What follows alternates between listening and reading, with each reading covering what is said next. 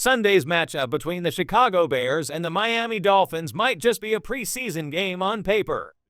But make no mistake, for certain players, this is career-defining.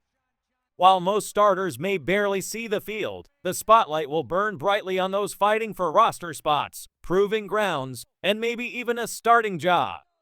Before we dive into the latest Bears updates, make sure to subscribe to the channel, drop a like, and hit that bell icon so you never miss breaking stories, player analysis, and all things Chicago Bears.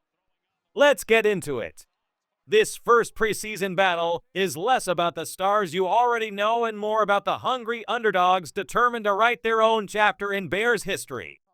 We're talking about players who could quietly become game changers, or just as quickly find themselves off the team. The most heated spotlight, the left tackle competition between Braxton Jones and Ozzy. This isn't just another training camp storyline, it's an open fight for one of the most critical spots on the offensive line. If the coaches really view this as a true battle, expect both tackles to get extended snaps against Miami, each looking to deliver a statement performance that could lock down their future. Braxton Jones has been a lock on the Bears' offensive line for the past couple of preseasons, barely touching the field in August games because his role felt secure. But this year, the script is different. The question hanging in the air, is he still the unquestioned starter, or is Trapilo closing the gap? If Trapilo gets a heavy workload against Miami, it could mean the coaching staff wants to see if he's ready to take that next step.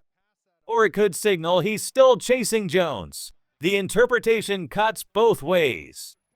And if the roles are reversed, if Jones ends up logging more preseason snaps, it could be less about doubt and more about making up for lost time after missing OTAs and minicamp, a chance to shake off rust, rebuild chemistry, and prove he's still the guy. One game won't hand us a crystal clear answer, but it will offer clues. Because here's the truth. Whoever steps on that field against Miami's backup should own the matchup. This is the NFL, even second stringers are talented, but if you're fighting for a starting job, you can't just survive. You need to dominate, show that you're a tier above the competition. And that same urgency, it's alive in the cornerback battle too.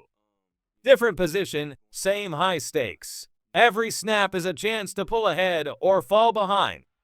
On the defensive side, the cornerback duel between Tyrique Stevenson and Wright is quietly becoming one of the most fascinating storylines of the preseason. Last year, Stevenson barely touched the field in August. His role was all but locked in, and the coaches treated him like a veteran they didn't need to test. But things have changed. Wright is coming hard for that number 2 corner spot, and the pressure is real. How do the Bears handle it?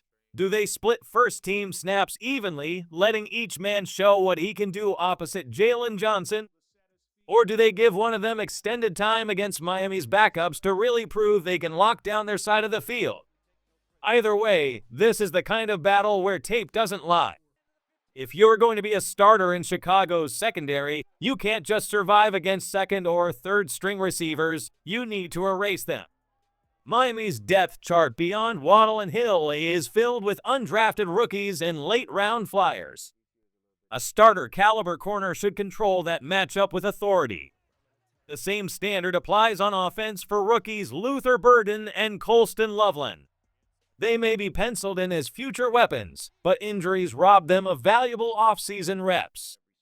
This preseason is their stage to flash the traits that made them so highly regarded: explosive cuts, speed up the seam, separation, and tight coverage. They don't need monster stats, but they do need to create those wow moments that make coaches lean forward in their seats. When the ball finds Luther Burden, the checklist is simple. Does he make the first defender miss? Is he gliding past people like they're standing still? Can he create separation even against backup cornerbacks? These aren't just stats we're looking for, they're signs that he's a level above the competition. Same goes for Colston Loveland. I'm not asking for flawless routes or textbook perfection. I want flashes of why he was considered a top 10 caliber tight end, why Burden was a first-round talent in so many eyes. This is their moment to send a message. I'm not here to blend in with backups. I'm here to change games in 2025. And while most veterans will probably see just a drive or two before calling it a night, these guys, along with a few others in key position battles, could be out there for a much longer stretch. Some may play into the second half, maybe even into the third quarter, because their performances don't just decide depth chart slots. They could reshape parts of the starting lineup. That's the beauty of preseason football. The games may not count in the standings, but for players on the bubble, they can mean everything. While most starters will only get a couple of drives before giving way to the reserves, that's when things get really interesting, because some of those backups aren't just playing for a roster spot, they're playing for a real role in the regular season. Take the backfield, for example. DeAndre Swift is the clear RB1, and we won't see much of him in August. But the battle brewing behind him is worth every second of attention. 7th-round rookie Kyle Monangai has been climbing fast, earning more snaps with the second team, and even sneaking into first-team reps during camp. That rise is putting pressure on Nahshon Johnson. His roster spot isn't in doubt, but his role? That's another story. Johnson's dealing with a foot injury, which could keep him out of preseason action. And every snap he misses is another opportunity for Monangai to seize. If Swift is done early on Sunday, Monangai could be the first man off the bench, and with extended work, maybe even 15 to 20 carries. That's a huge platform to show he can handle pass-catching duties, grind out tough yards, and make the kind of plays that demand a bigger role when the games start counting. Ben Johnson's offenses have always leaned on multiple backs. The only question now is whether Monangai can force his way into that regular rotation, and Sunday's performance might just decide how soon that happens. For Kyle Monangai, the test won't just be about what he does with the ball in his hands, it's about everything else. In Ben Johnson's world, no block, no rock is the rule. If you can't pass protect, you're not staying on the field. Monangai's toughness is unquestioned, and he thrives through contact. But to cement his spot, he has to prove he can handle blitz pickups, contribute on special teams, and catch passes out of the backfield with confidence. That's why this preseason is such a golden opportunity. With 6 running backs on the roster, not all of them will see action, and injuries have already sidelined some, opening the door for bigger workloads. Monangai feels like the top backup worth watching, but he's not the only storyline in the spotlight. The quarterback room is another brewing competition. Tyson Bagent has flashed in camp, showing the poise and preparation of a player who believes he can eventually run an NFL offense. Across from him is Case Keenum, the seasoned veteran with years of experience, but just 4 games and 60 pass attempts in the last 2 seasons. At 37, there's a question of how much is left in the tank. That's where preseason snaps matter. Does Johnson limit Keenum's workload because he knows exactly what he can do, giving Bagent extended action alongside 4th stringer Austin Reed? Or do they put Keenum out there for longer stretches, suggesting his spot isn't as safe as it seems? The same reading between the lines game we saw with Braxton Jones and Ozzy applies here. Sometimes more snaps mean trust, and sometimes they mean the opposite. And just beyond that, the wide receiver rotation after DJ Moore and Roma remains unsettled.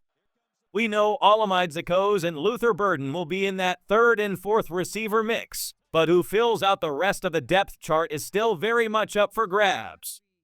The Bears' top wide receiver spots might be locked in, but the battle for the final position is heating up.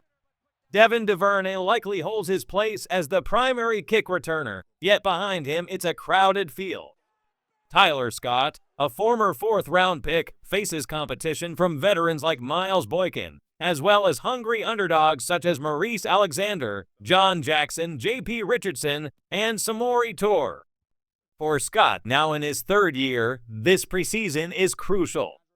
He doesn't need to look like a starting wideout, but he does need to separate himself from backups and prove he belongs, not just as a depth piece, but as someone worth keeping through his rookie contract. The Bears have clearly stocked the bottom of their depth chart with challengers, and if Scott doesn't rise to the occasion, someone else will.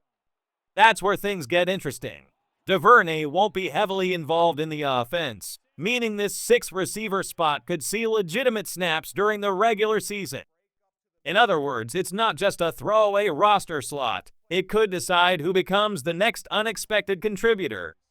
J.P. Richardson has been a standout in training camp, one of those undrafted rookies who turns heads early. But camp buzz means nothing without translating it to the field under game pressure.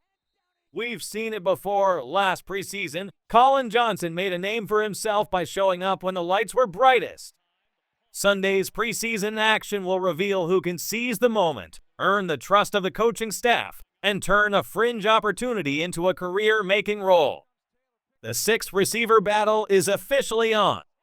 Some players step into training camp under the radar, and by the time preseason hits, they've already captured the hearts of the fans. Right now, J.P. Richardson is making that kind of noise, the kind that turns "who's that guy" into "we need him on the roster." Now, Wright's story is a little different. He's not exactly an unknown. He's fighting for a starting job, which is its own kind of drama, but it doesn't have that classic underdog arc. Still, when we're talking about unexpected standouts, there are a few other names you'll want to keep in mind. One of them is undrafted rookie defensive back Tyson Johnson. In college at Oregon, he played everywhere: slot, safety, corner, and while he's just 5'9" and 195 pounds, his game carries shades of the Tyrann Mathieu style: smaller, versatile, fearless. Dennis Allen, who once coached Mathieu in New Orleans, might just see the same kind of raw potential here. Now, let's be clear, Johnson isn't on that level yet. But if the Bears decide to move him around the defense, he could become one of those preseason players everyone's talking about. Then there's Jordan McFadden, a guard signed from the Chargers. He's been slowly climbing the depth chart, putting pressure on veterans like Ryan Bates, Doug Kramer, and Luke Newman for a backup spot. On the defensive line, Chris Williams, acquired from the Browns last preseason, is quietly building his case as a go-to interior pass rusher. If he can dominate in preseason action, he might lock up his place on the 53-man roster for good. And of course, there are a few position battles on defense that we'll be watching closely, especially at defensive end. Don't expect to see much of Montez Sweat in these games, but the competition behind him could get interesting. Some guys in camp are fighting for jobs. Others are fighting to prove they belong in the long-term plan. That's what makes this stretch of preseason so revealing. We probably won't see much of Dio Odangbo in this one, which means a big opportunity for second-year defensive end Austin Booker. He's raw, but games like this are where you find out if raw is turning into ready. When you're going up against backup tackles, you should stand out, and we'll be looking for him to do exactly that. Right beside him in the depth chart battle is Dominique Robinson. Now yes, it's year 3, and ideally you want to be past the still learning the position stage. But Robinson didn't even switch to defensive end until late in his college career, so in a way he's still catching up to guys who've been rushing the passer since high school. That doesn't give him a free pass. It just makes these preseason reps even more important. The Bears brought in veteran Tano Postiglione for depth, but if Robinson wants that number 3 edge role behind Sweat and Odangbo, now is the time to take it. Linebacker depth has its own drama. Noah Sewell has been getting most of the number 3 linebacker snaps, but rookie 4th-round pick Ruben Hippoly, a player many draft analysts thought might go undrafted, has a chance to prove he's more than just a mid-round flyer. This is the stage where you either look like a 4th-round pick, or you blend in with the rest of the backup unit, and then there are the developmental guys who aren't in danger of being cut, but still need to show growth. Haran Amegaji, for example, if he's healthy enough to play, is worth watching. He got valuable reps when Braxton Jones was hurt, and now the question is, could he start in a pinch, or is he still just a depth piece? Same story with defensive tackle Zach Pickens. Year 3 is when patience starts running thin, especially for a 3rd-round pick. The tools are there, the flashes are there, but it's time to turn that into consistent production. If he dominates backups, that's a step forward. If he disappears, the whispers get louder. As for the rest of the rookie class, a few won't be on the field. Shamar Turner is sidelined with an injury, and Zay Frazier is away from the team for personal reasons. But the guys who are out there, they've got a real chance to write the next chapter of their careers in these preseason snaps. The rookie we haven't talked much about yet is Luke Newman, a 6th-round pick who's been lining up at left guard for the Bears. Right now, Ryan Bates is clearly the top backup for all 3 interior spots: left guard, center, right guard.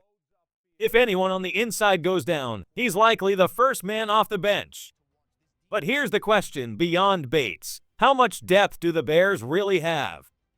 A 6th-round rookie doesn't automatically inspire confidence, so I'm looking to see if Newman can step in during a real game and hold his own. Or if he'd end up overwhelmed like we saw with Karen Magaji last year. If Newman can look comfortable right away, that changes the outlook for the whole line. If not, we might be staring at Bates and a bunch of question marks. And even Bates isn't a sure thing yet. He was brought in as a borderline starter, and the Bears gave up a 5th-round pick for him. He needs to look better than every other backup if he's going to earn that title of first man in.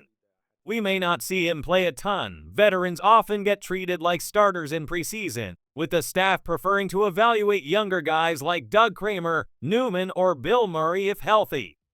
But if Bates does get some snaps, I want to see him dominate and make it obvious he's a tier above the rest. How these players perform will go a long way toward telling us whether the Bears' interior line has hidden strength, or if depth will be a lingering concern all season.